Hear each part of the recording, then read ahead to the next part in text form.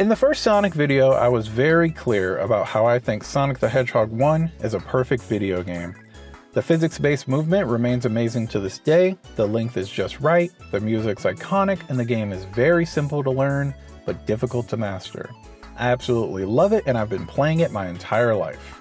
I'll surely continue to play it until I physically can't play it anymore, but even then, I'll find a way. Now, if I think Sonic 1 is the perfect foundation for this series, that would imply I see the sequels that came after as imperfect.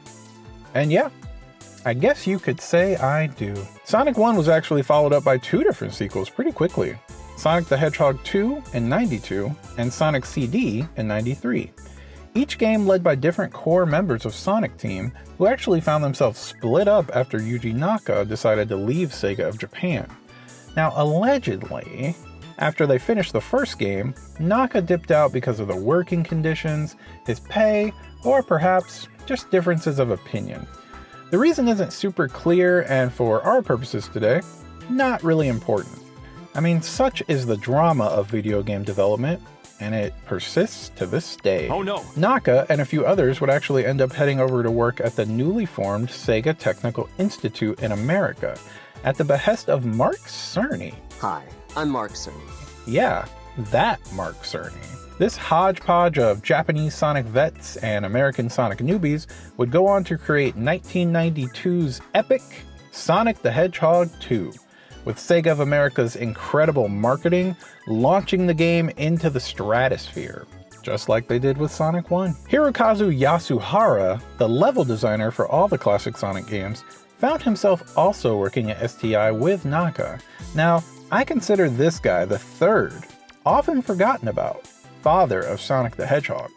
Yasuhara is really notable as his level design is the glue that binds all of these classic Sonic games together.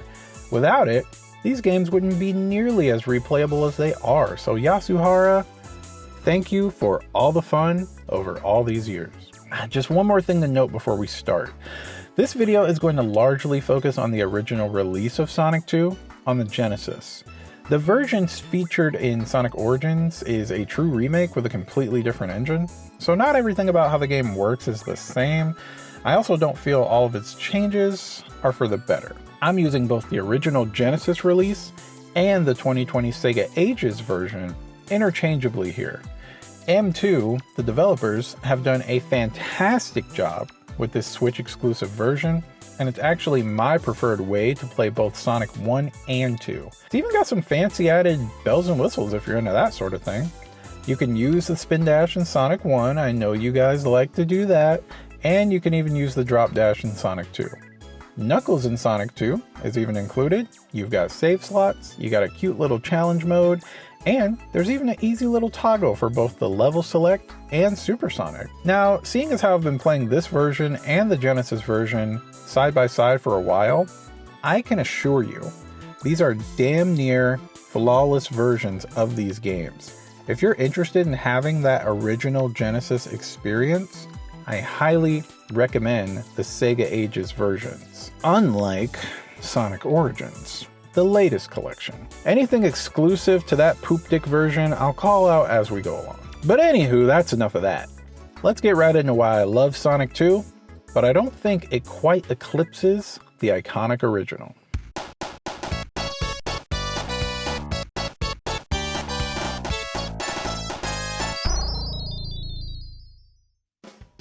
Sonic 2 came out before CD, and if we're being honest, it was played by way more people. You just can't really beat being a pack-in game, and the larger install base of the Genesis versus the 3 people who owned a Sega CD.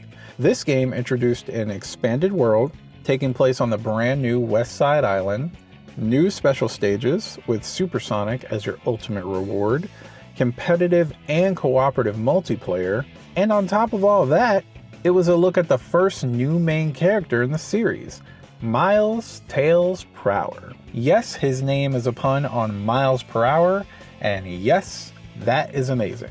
This actually wasn't the little guy's debut, as the Master System version of Sonic 2 actually dropped first, and he was featured there as well, although not playable. But outside of that, nothing is really remarkable about Tails in this game.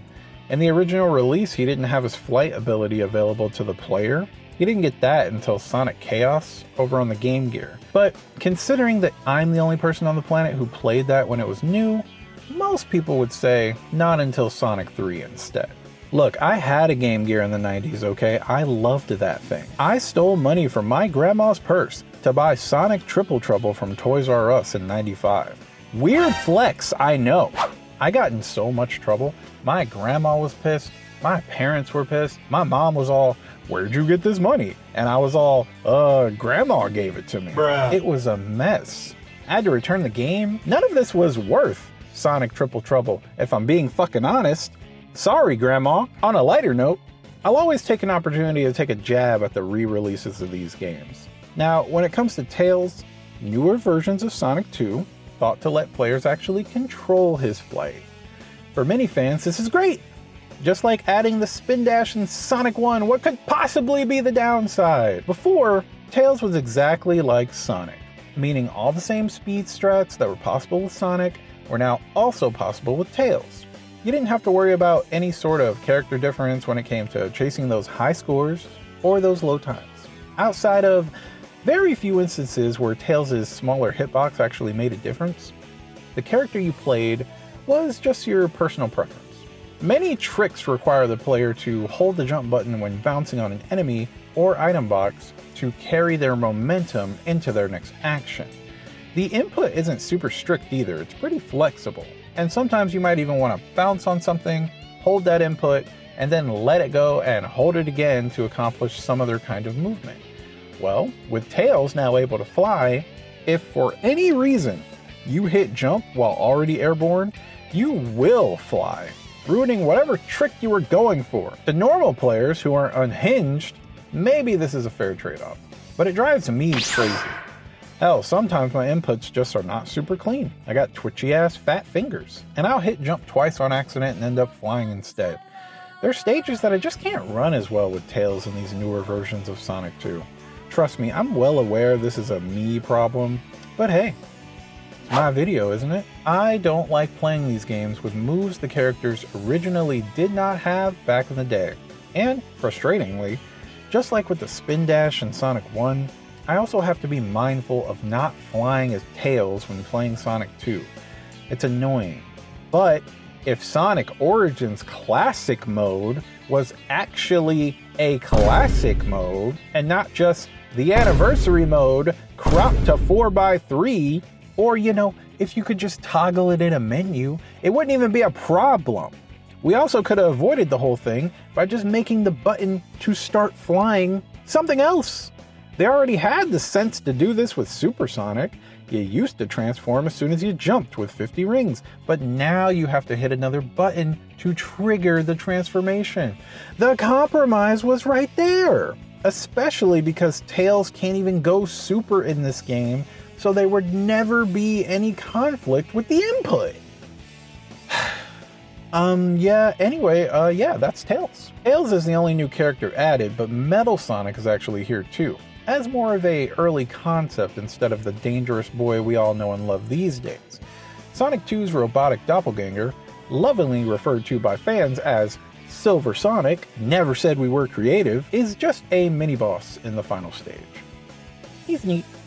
He's really just a prototype of cooler things to come, all things considered. Outside of these new characters, larger stages, and the expanded world, Sonic 2 added what might possibly be the most impactful new mechanic that the 2D Sonic games would ever see. Of course, I'm talking about the spin dash. We absolutely have to talk about how this one move changes everything. So buckle up, because it's about to get real fucking nerdy.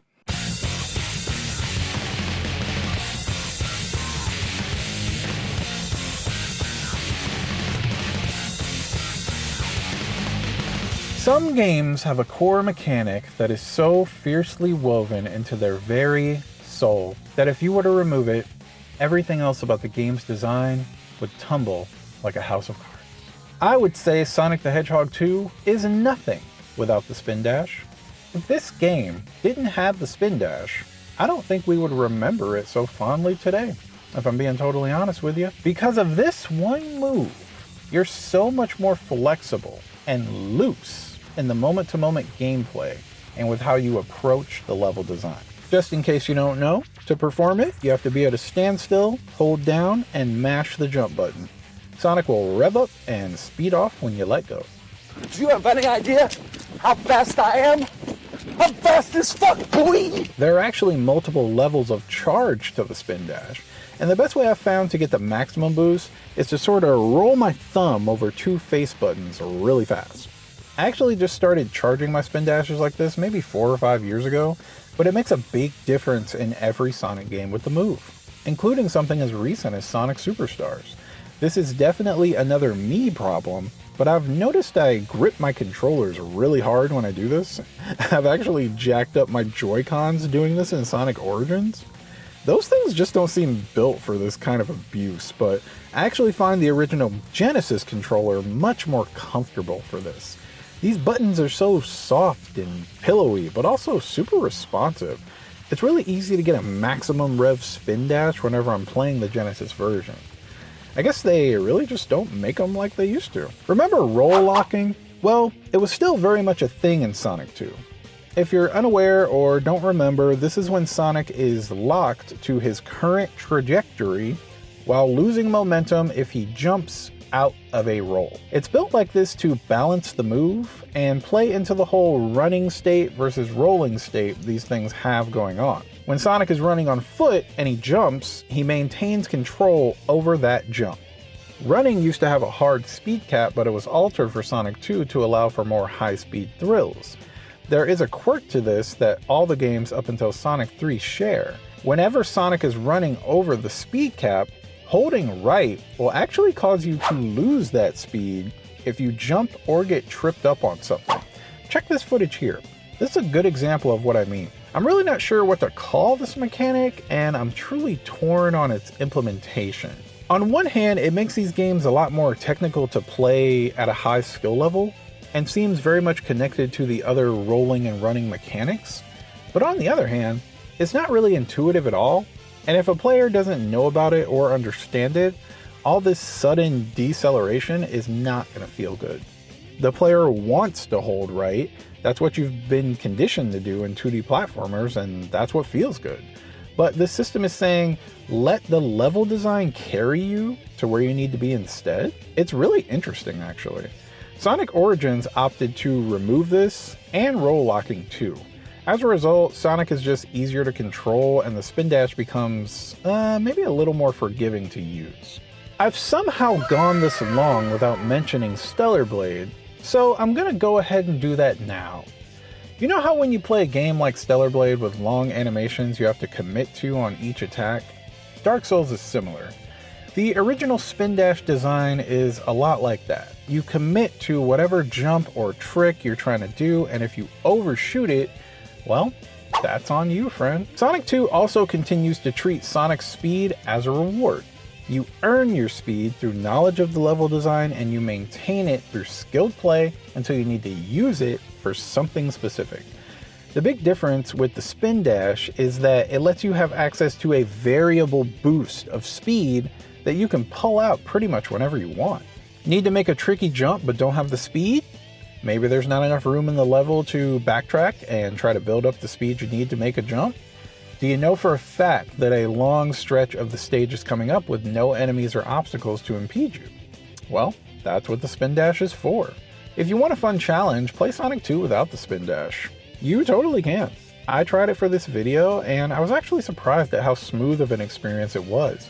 You can play the game very similarly to Sonic 1, if you so choose. Personally, I found that the game was incredibly boring when played this way. The spin dash is just the right amount of pizzazz this sequel needed. It's just such a huge part of this game's identity, and in taking it away, I was just feeling like I could be playing Sonic 1 right now. At first glance, you may think the developers are sort of walking back on design decisions from the first game. Perhaps with the spin dash's inclusion, they're saying something like, oh, maybe it was too hard for people to maintain their speed or go fast in Sonic 1. So let's make it easier to go fast. While possible, I think it's way more likely they're doubling down on the original idea. I mean, think about it. just by having access to this move, a move as fucking powerful as the spin dash, you're going to be going way faster, way more often, irregardless of your skill level. What's important to remember though, is you forfeit control for that speed.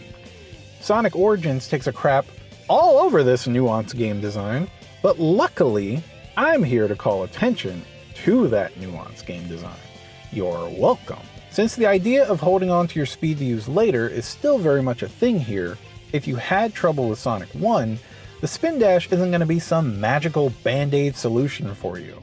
I don't think it's surprising that a lot of players complain about the enemy and hazard placement more in this game when compared to the slower Sonic 1 and the larger Sonic 3. I think it's simply because new players are crashing into everything because of this new tool that is just incredibly satisfying to use. This could even be part of the reason why when new players go to play modern versions of Sonic 1, where the spin dash is available, they have a bad time, at least from what I've seen myself.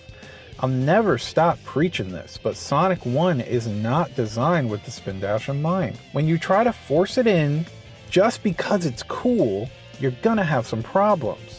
All this to say, I do not think the move is friendly to beginners. The spin dash in the hands of a veteran player is in a whole different world of usefulness compared to that of a beginner.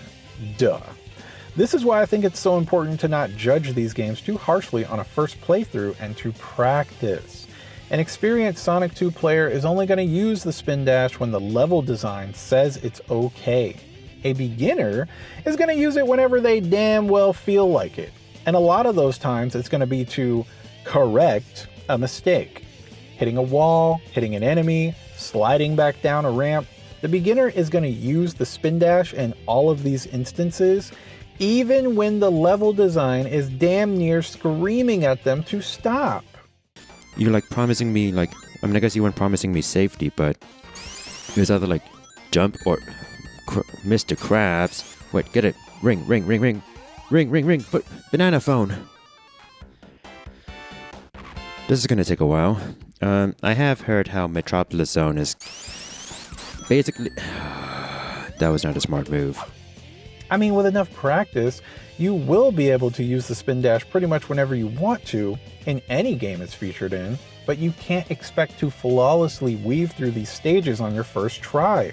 I'm sorry, but this is just a fundamental truth of Sonic games.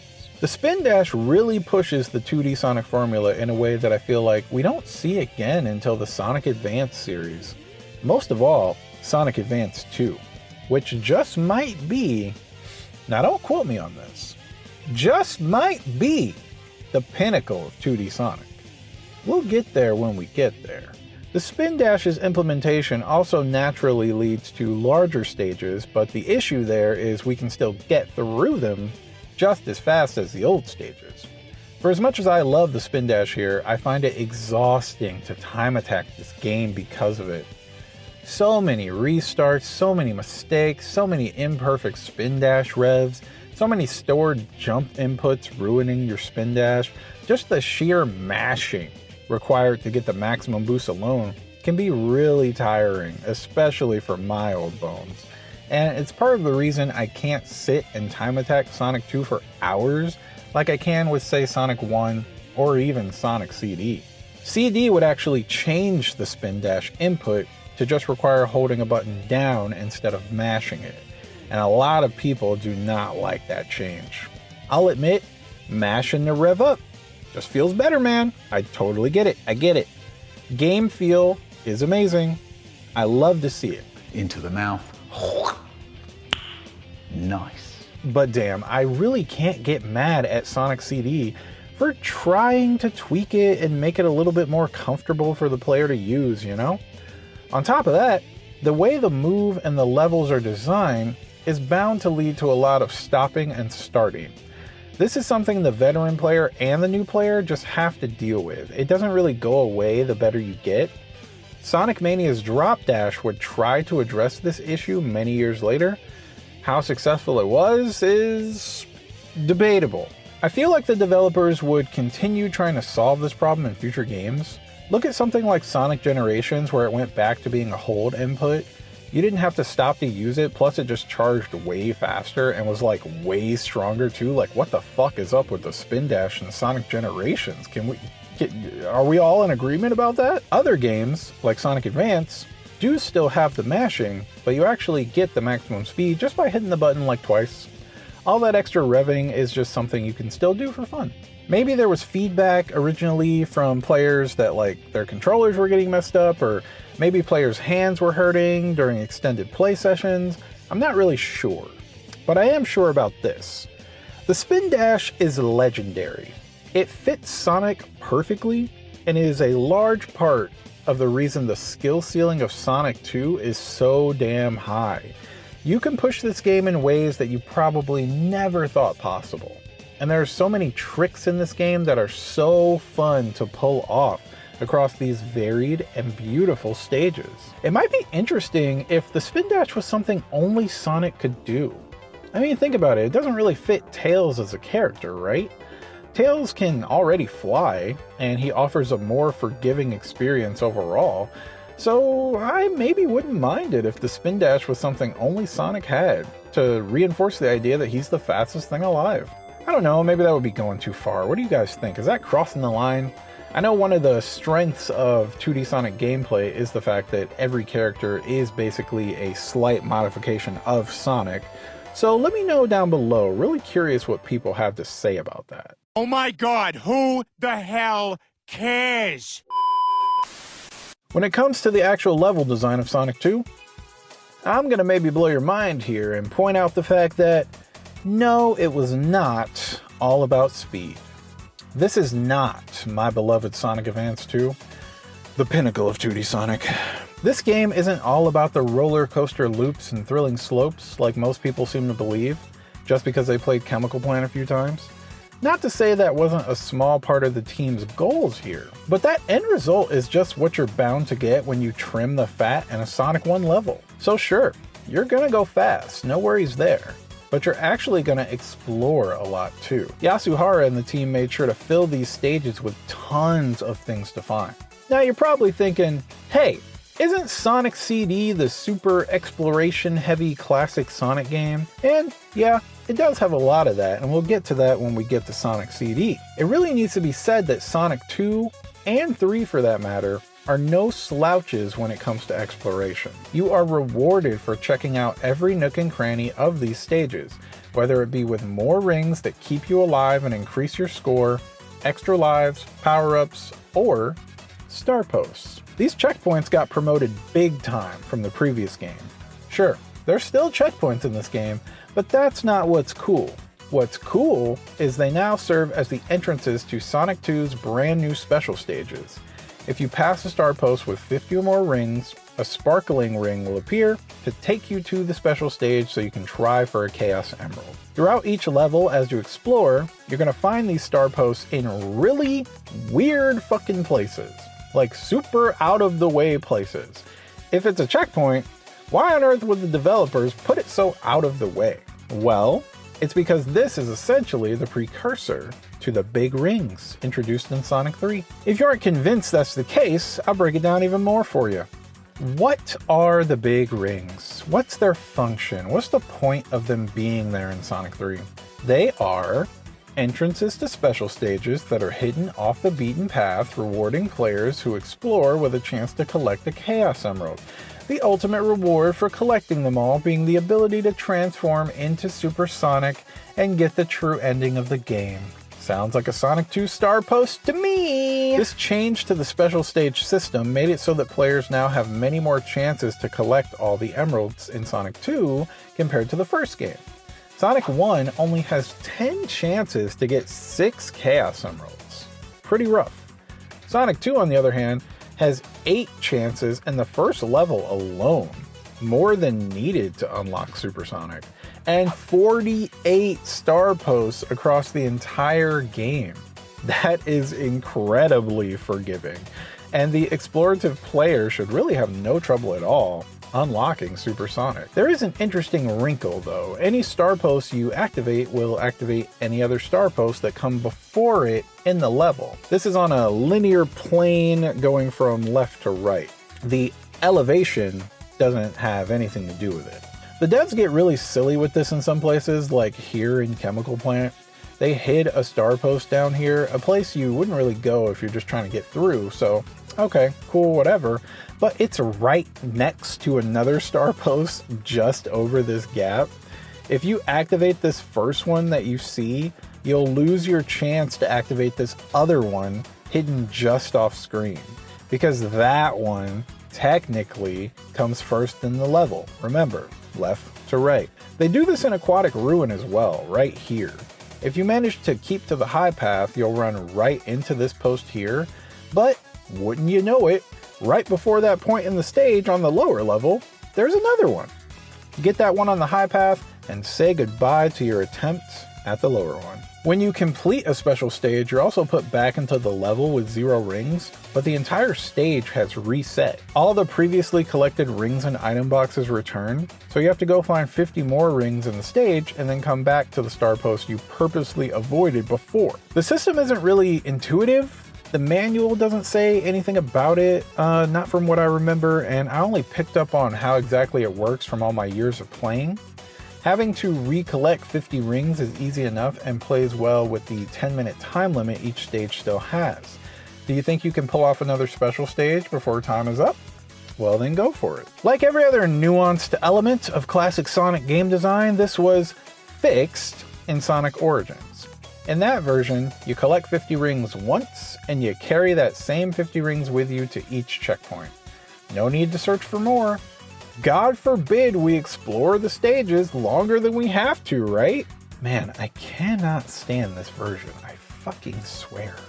The downsides of this star post system are all revealed when we compare it to Sonic 3. In that game, the system was made even more forgiving by removing the need to collect 50 rings at all. Not only that, the big rings kept their usefulness for both Supersonic and your score by rewarding you with 50 rings just for finding them. In Sonic 2, after you have all the emeralds, the star posts are back to just being checkpoints, with no special qualities associated with them. And even as just checkpoints, they're not great because many of them are just in really weird fucking places. As for the special stages themselves, they're iconic, probably the most iconic special stages in the series. Sonic Team loves calling back to these. You're placed in this half pipe and you have to collect a certain amount of rings to advance to the next part of the stage. Each special stage has 3 parts and the ring requirements are higher and higher each time.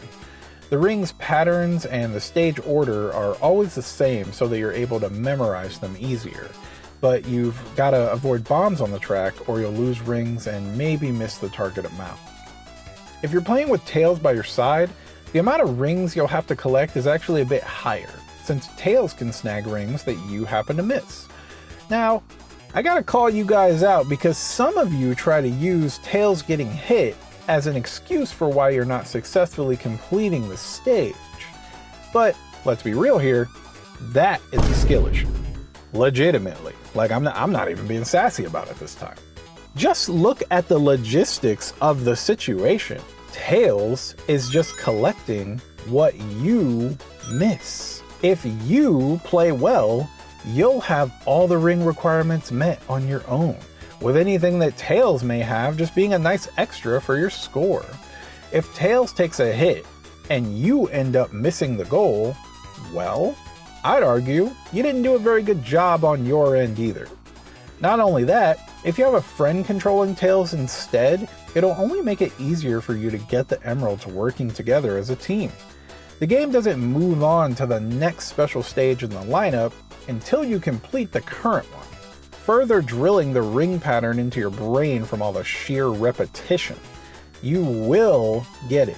So yeah, the Tails special stage complaints, way overblown. About as bad as the Donald didn't heal me complaints over in the Kingdom Hearts community. These special stages are great. They're technically impressive considering the hardware, and they deserve all the praise they've gotten over the years. Now, in a rare instance of actually improving something, Origins presents these stages in full 3D with a much improved draw distance. It's a lot easier to see what's coming, and you pretty much have unlimited retries as well thanks to the coin system. These days, if you're not unlocking Supersonic, well, you're either really young or you just don't want him. That's regardless of the version that you're playing too. It's only a game. Why you have to be mad? So now that you're massively overpowered with Supersonic in the first stage, how much fun are you gonna have blasting through the rest of it? Honestly, not much, because this is what you're gonna hear for the rest of the game.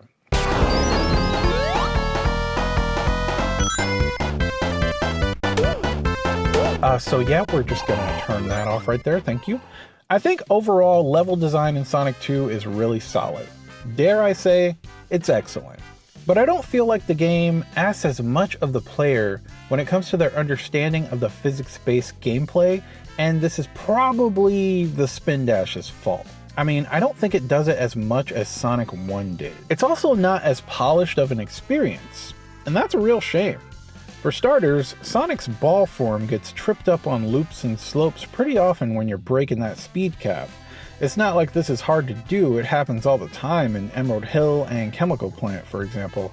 So I have to be mindful of these trouble spots and make sure I'm not rolling when I go over them. It's a minor thing, but when it happens, it's a real bummer. Sonic Origins, to be fair, does not have that issue. The design of Sonic's world has also gone from a more geometric, early 3D polygonal style to something that's just a little bit more realistic. The series is going to constantly walk the line between these more surreal and more realistic art styles.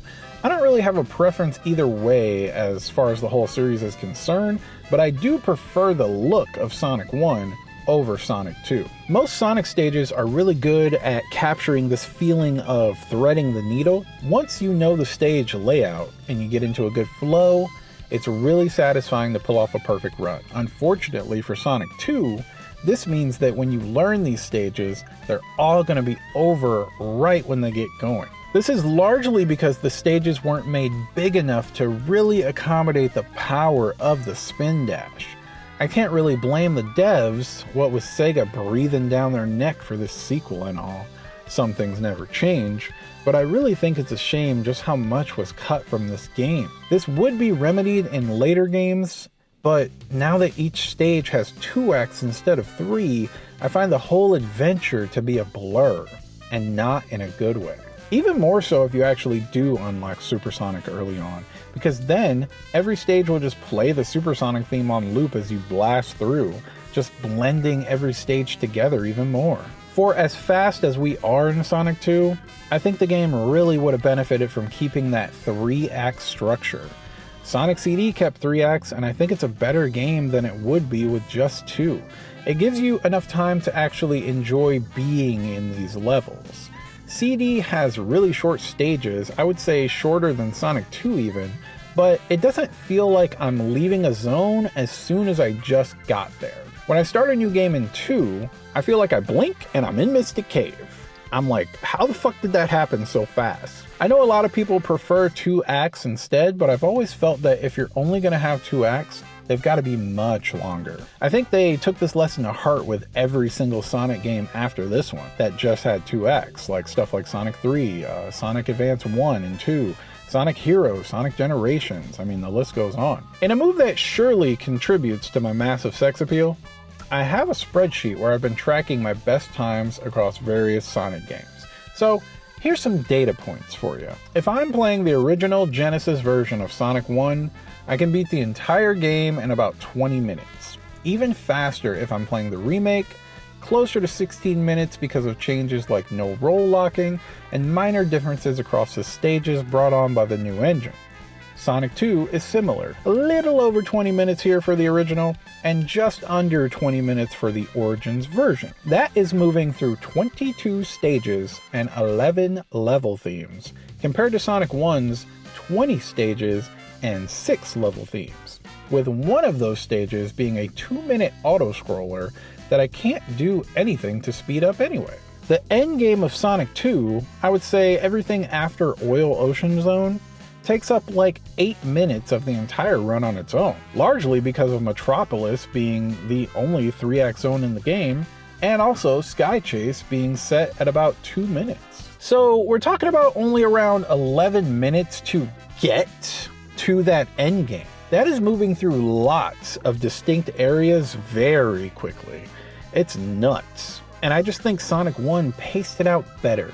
Because even though I can beat Sonic 1 even faster than 2, it doesn't feel like I just blazed through it that quickly. You know what I mean? Looking at my clear time for Sonic Origins, that is an average time of about 51.8 seconds in every act. So a little over 100 seconds in every full zone. Wanna see me run to that mountain and back? You wanna see me do it again? Hell, I actually think that if you add up all the time spent in the special stages, doing a 100% run of Sonic 2, it would add up to more time than what is spent running through the actual stages. I don't even have to guess, my handy spreadsheet reveals all. This is actually pretty insane. And the time it takes to actually do all the special stages, because remember, you can't really speed those up, I could be damn near done with the game. Wild. I mean, at that point, what's the point of even getting Supersonic? At least for me, with how short the stages are. That third act that 1 and CD has gives just enough to make a stage feel like just enough. It's upsetting for me, because I really adore the level themes in Sonic 2. Chemical Plant is a classic, and I love all its winding paths and the crazy shortcuts you can do in both acts. This stage has a ton of hidden items to find. It's actually kind of nuts how much they packed into this one stage. Emerald Hill is really just a warm-up. Something to sort of dip your toes into, you know, welcome to Sonic 2. But the game really shows what it has to offer when you start Chemical Plant Zone. The pipes are fun set pieces, and they actually branch off in multiple directions based on the time you enter them. It adds an interesting element of randomness, and it keeps each run from being exactly the same every single time. Aquatic Ruin is beautiful, and building it in a way that rewards skill play with a totally dry path was a brilliant decision, given how most players did not enjoy Labyrinth Zone back in Sonic 1. But did you know? Act 2 actually is designed so that going through the water is way faster than staying dry on the high path. That's pretty cool. Casino Night is a natural break in the pacing. There are not a lot of traps, enemies, or hazards in the stage at all. It's built as a glowing neon playground. It's like the opposite of Casino Paradise in Sonic Advance 1. Because Casino Paradise in Sonic Advance 1 just wants you to die. Casino Night is saying, stay a while, get some extra lives, get some Chaos Emeralds, collect a bunch of rings on the slots.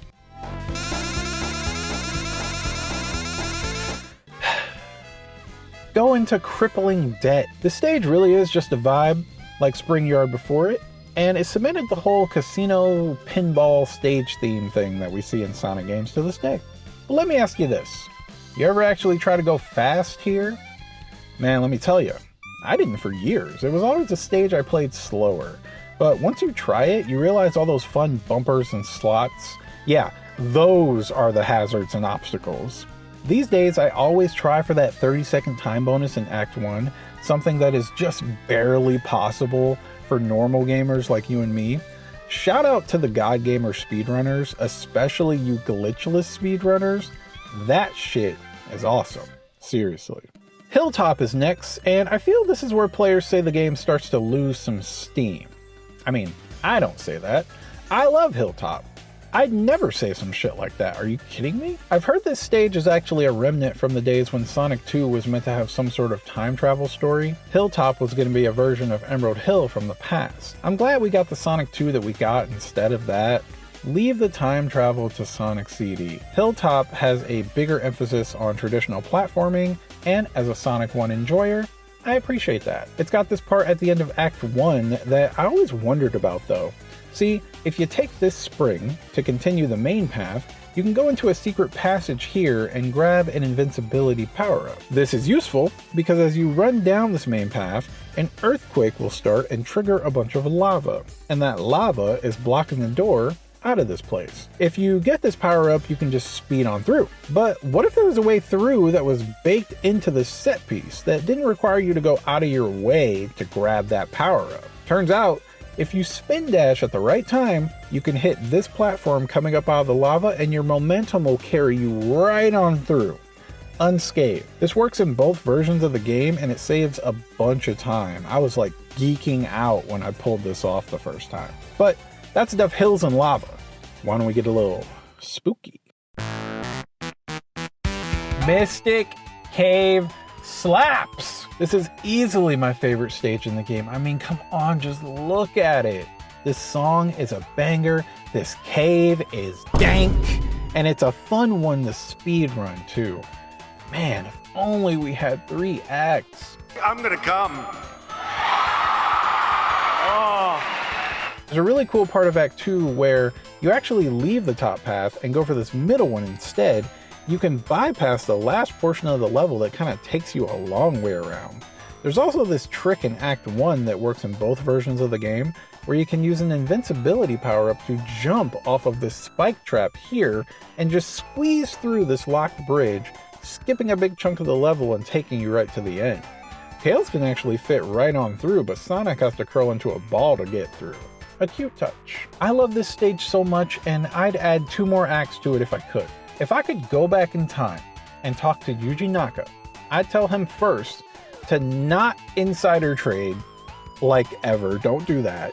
But second, I would tell him to scrap Oil Ocean, throw in a Mystic Cave Act 3, and maybe even Hidden Palace. You know, Origins was able to squeeze that in. We need to get that back into the original. That's what I would do if I could go back in time instead of anything that would potentially make the world a better place. Like Hilltop Zone, some might say Oil Ocean Zone is this game's God, not this place again. Every game has one of those. Blight Town in Dark Souls, the sewers in Final Fantasy VII Remake, the cash shop in Nikkei. Oh, is that just me? Allegedly, this level is what the kids would call a vibe killer. But as a concept on its own, I think it's a fantastic escalation on Scrap Brain from Sonic 1. It precedes Metropolis Zone, Eggman's Metal City. So it's wild to think that outside of it lies a literal ocean of oil. But playing through it, hell, even in Sonic Mania's version, oof, is what I would say if I was a bitch. What is he doing? He's beginning to believe. But I actually think Oil Ocean is super fun to play through because the shortcut in Act 1 is literally insane. What you're expected to do is actually spin dash very carefully through the bottom of the stage, in the oil. This is so absurd. Doing this bypasses all of the starts and stops and slow elevators and enemies of the higher paths on the oil rig. It's one of those crazy things that you'd think a player might try, but that the devs didn't intend. But no, there's items and an easy exit down here and everything. This is very much intended. At least I think there's enough evidence to suggest they knew a player would try this. I think the spin dash actually working in the oil is proof enough of that. That's why it's totally awesome and cool and great that Sonic Origins came along and yet again changed how these games work. Fantastic! Now, for whatever reason, the spin dash doesn't work in the oil anymore, but you also sink into it a lot slower. The same shortcut is still the fastest way through, and hey, maybe the drop dash actually works in the oil. I never tried that. In the original game, I find the shortcut much harder to pull off despite having the spin dash working properly because of how fast you sink into the oil. Even though it's tricky, I very rarely play Act 1 the normal way anymore, only when I feel like exploring or if I've still got emeralds to collect. Act 2 is a lot more straightforward, more of a typical Sonic level, I'd say. Your best path through the stage isn't too hard to find, it's just Act 1 that stands out with its wild shortcut. There's also a hidden invincibility right before the boss that lets you kill it in one cycle if you just stay in the oil. Very cool. This is actually something I just found out about. Now after you best the ocean of oil, you'll be smack in the middle of Eggman's oppressive Metal City Metropolis Zone. This place takes Scrap Brain Zone and dials it up to 11. There are so many insane traps here, and these slicer enemies are the bane of our collective human existence.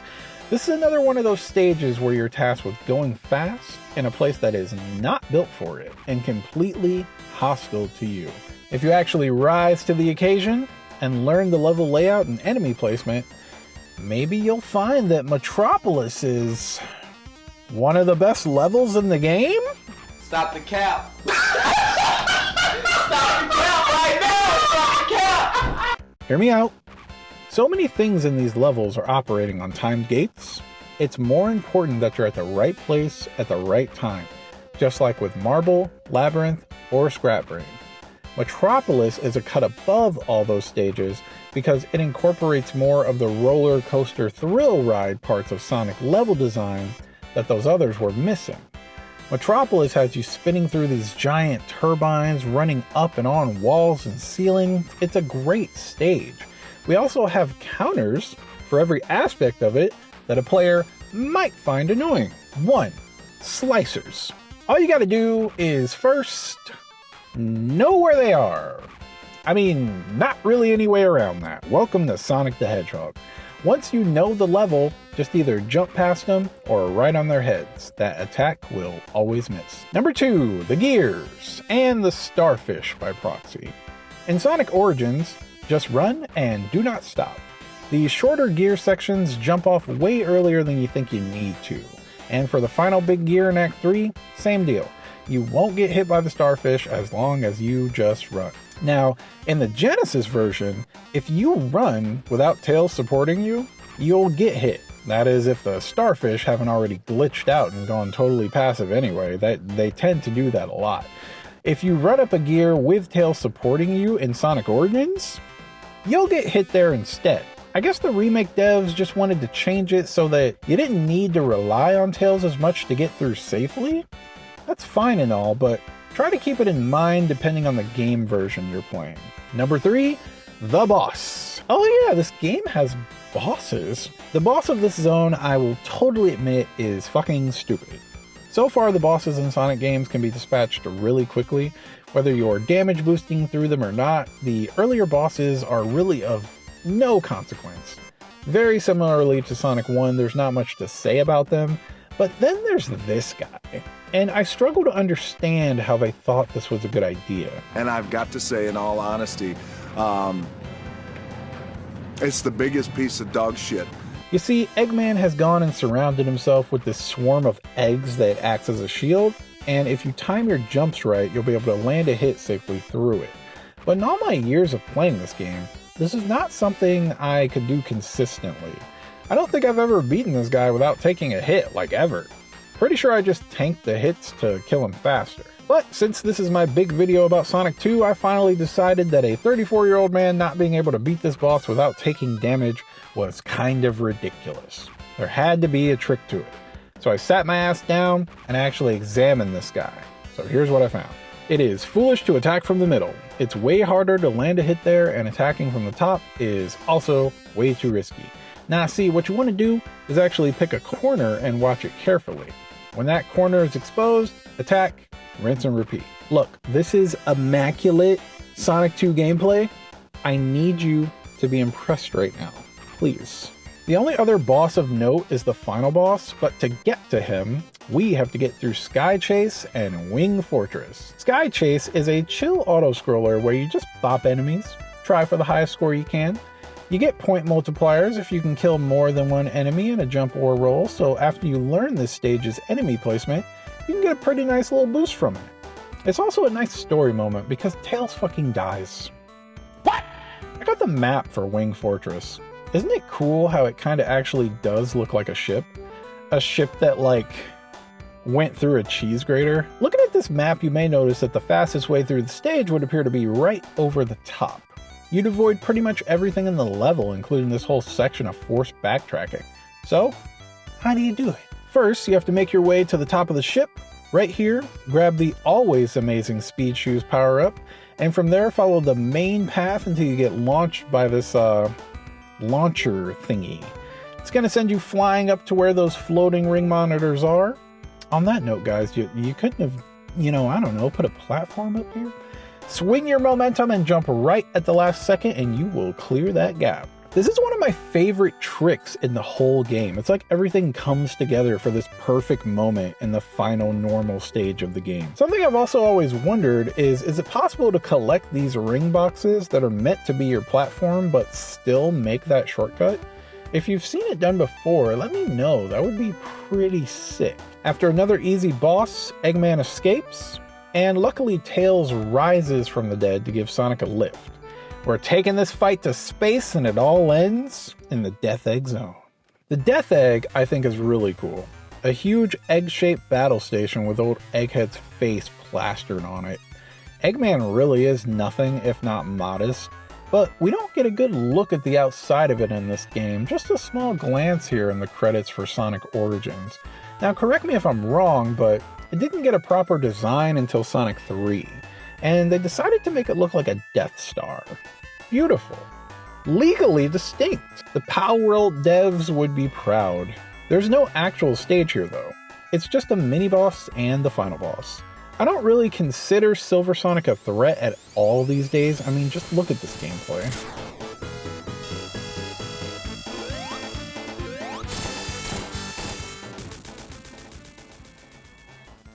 Fucking pitiful. After that, Sonic tries to chase Eggman down again, but he escapes into this mech for a final showdown. Now, many people have wondered for years, how is it that no matter what you do, Eggman outruns Sonic, the fastest thing alive, in this moment? Well, friends, this has been the burning question driving my entire YouTube career, and I have been so excited for this very moment to explain to all of you beautiful people out there just what is going on with this scene. And the best thing that I can say is, we do not care. This Death Egg robot is another iconic aspect of Sonic 2, and a true difficulty spike in every sense of the word. Nothing else in this game should really give you any trouble at all. There's not a ton of pits like later Sonic games, enemy placement outside of Metropolis really isn't bad, the ring system is just as forgiving as ever, lives are everywhere, continues are handed out all the time, and Super Sonic is also available as an option to coast your way to the Death Egg. But once you actually get to the Death Egg, Super Sonic can't save you. The ring system is gone, there are no shields or power-ups, and Tails isn't even here. So Player 2's invincibility isn't going to save you either. Similarly to Eggman Land and Sonic Unleashed, all those years later, this is the first instance in the series where they plainly say, get good. You know, that distinction may actually go to the 8-bit version of Sonic 2. That game just does not care how you feel at all. You can attack this thing either from the front or the booty. If you smack the booty, you can go for a fast kill. It's a really aggressive tactic, and you have to jump over this little flame hitbox very carefully, but you can end the fight after his first stomp attack pretty consistently this way. Maybe even before he flies up if you're aggressive and precise enough. It's what I always go for, and I just burn through lives until I nail it. If you attack him from the front, you have to worry about his spiky hands that barely stick out enough to hit you. It's much harder to gauge when it's safe to hit him from the front, but if you want to do it the safest way possible, just stay at his front and only hit him when he lands from a jump and when he shoots his rocket arms out. I mean, that's going to take you forever, and you know, we're in the business of going fast around here, so I don't recommend that. Just do yourself a favor, go for the quick kill. If you die, you die. But with that, the game is over, and Sonic has to escape the exploding Death Egg hangar. Like the last game, you've got two different endings.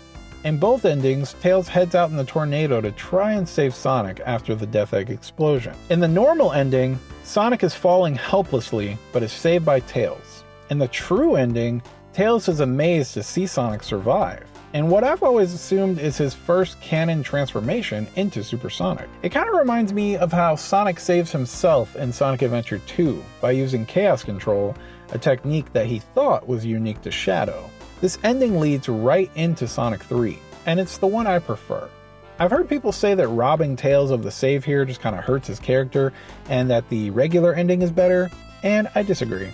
At this point, Tails is all about idolizing Sonic, who he sees as like a cooler older brother. Thinking Sonic was in trouble and then seeing him shining, shimmering, splendid, literally fucking flying, was probably amazing for him. And it just feeds into that idea that he thinks Sonic can do anything. Tails needs to see Sonic do things like this, so that when he has to put on his big boy pants in later games, he can think back on how capable Sonic has always been. Sonic 2 didn't add a lot of story elements, but it does at least try to do more than Sonic 1 did. This ending is one of my favorites in the series, and it's a shame that these days I can get back to it so quickly. So, if you beat the game, you might wonder what else Sonic 2 has to offer. Well, I regret to inform you there is no time attack mode. The Sonic series wouldn't stop being stupid when it comes to this mode until around the early 2000s, at least for the 2D games. To give the game some credit, if you put the level select code in, you'll actually also unlock a quick restart feature. Pause the game and hit A plus start, and you get taken back to the title screen with access to the level select menu again, pretty quickly. This lets you grind out whatever stage you want much easier. If you wanted to do this in Sonic 1, you'd have to physically hit the reset button on your console and input the level select code every single time. Sonic 2 moving things forward in this way is really appreciated, even if it is just a small step. Sadly, there isn't any way to track your best times at all, which is precisely why my spreadsheet exists in the first place. I have to include the remakes on the spreadsheet as well, because Sonic Origins does record your best time, but in the laziest way possible. Alright, this is a really big gripe of mine, so here we go. Look, it doesn't matter who you beat the stage with, whether you use the spin dash, the drop dash, or supersonic. None of that info is tracked at all. Your best time per character isn't tracked at all. What if I want to know the fastest time I beat Mystic Cave with Tails? What if I want to compare my times with Sonic having all of his new abilities, like the drop dash, versus just the original release abilities?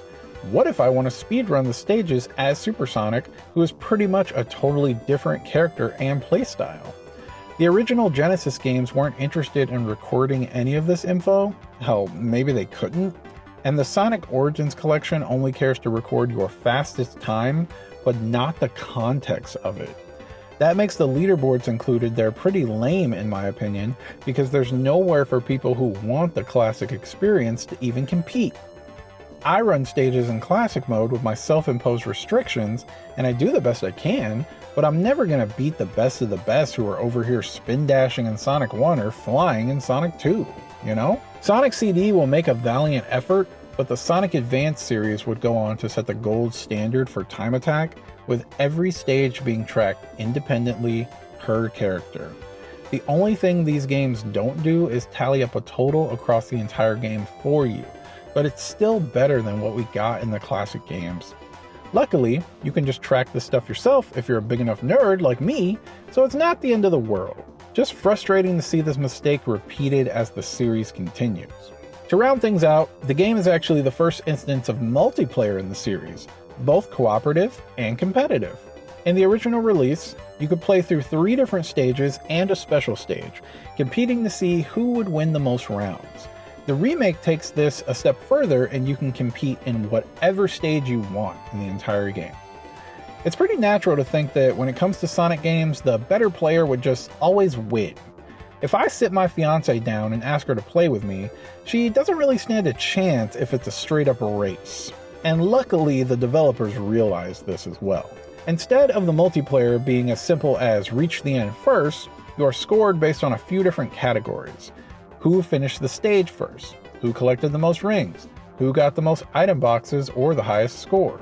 Let's say you finished the stage first, but you didn't go out of your way for anything else.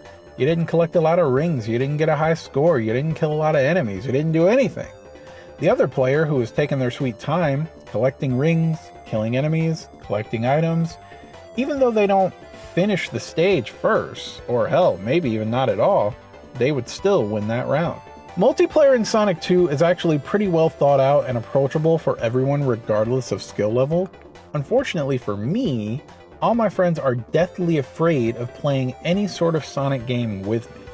It's like they think I'll shame them into oblivion or some shit. I couldn't really tell you. I mean, I'm such a nice guy. So that was a f***ing lie. Origins has no online multiplayer, so these days I don't get to really enjoy this entire other aspect of Sonic 2. But you know what?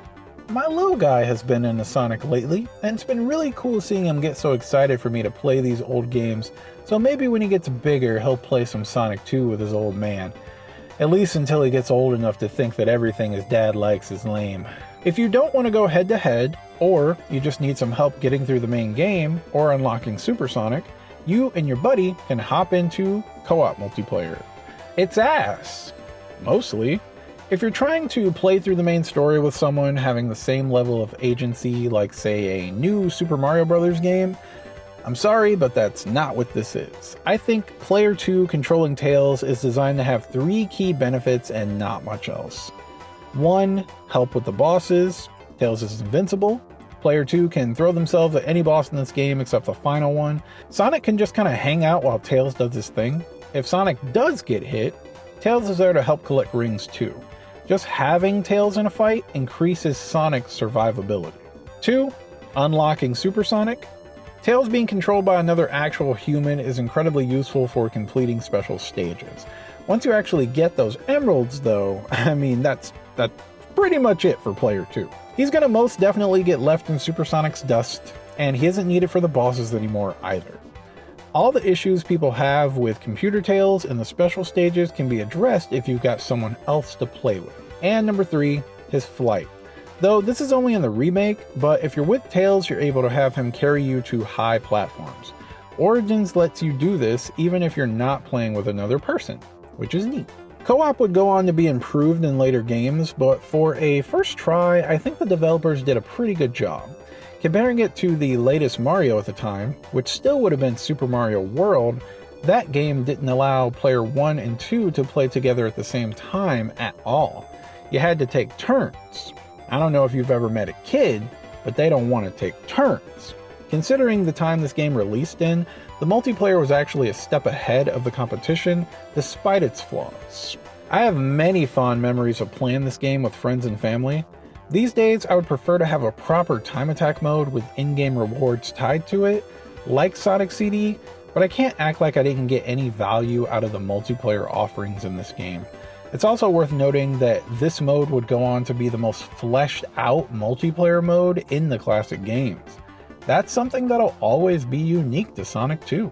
So, after all that, will I really sit here and tell you that I prefer Sonic 1? Yeah, I really do. Sonic 2 is ambitious and certainly does a lot of things I enjoy.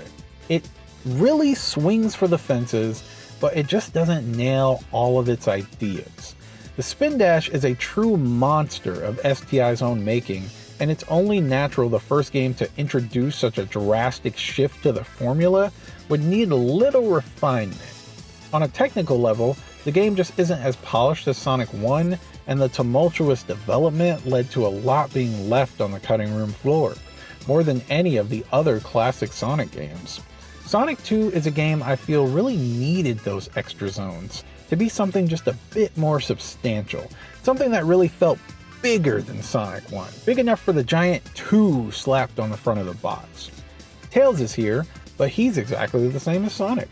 The expanded exploration is great, but once you get the Chaos Emeralds, a lot of that goes away. The pacing is lightning fast, but it's so fast that I'm at a point where a 100% run spends more time in special stages than regular ones. If I bypass this and just get Supersonic from the start with a code in the menu, I'm still going to be left with the same pacing issues, made even worse actually. Not only that, Supersonic's music replacing the wonderful stage themes is just a bummer, no matter how you slice it. I love the level themes, I love the added story bits, I love the music, I love the multiplayer, and I love Tails and Supersonic as new characters. The game is a great next step, but doesn't ever reach its full potential, even in its remake. I think a proper modern director's cut of Sonic 2 could really be something special, but to eclipse Sonic 1, you've really got to push these physics-based systems to that next level. The Spin Dash could have been that in this game. It really could have, but I don't think the developers realized what they had, not at this point in the series. Sonic 2 is amazing, but to me, it's always going to be this baby step in the series, when it could have easily been a massive leap if Sega would have gotten out of the damn way. Sadly, it's not the last time I'll be saying that. So, how do you feel about Sonic 2? Is this the classic game you played the most as a kid? Do you think it holds up? Let me know, let's talk about it. You know I love hearing from you guys, and for now, that's all I got. Happy holidays and Happy New Year. The YouTube journey continues into 2025. So for now, peace.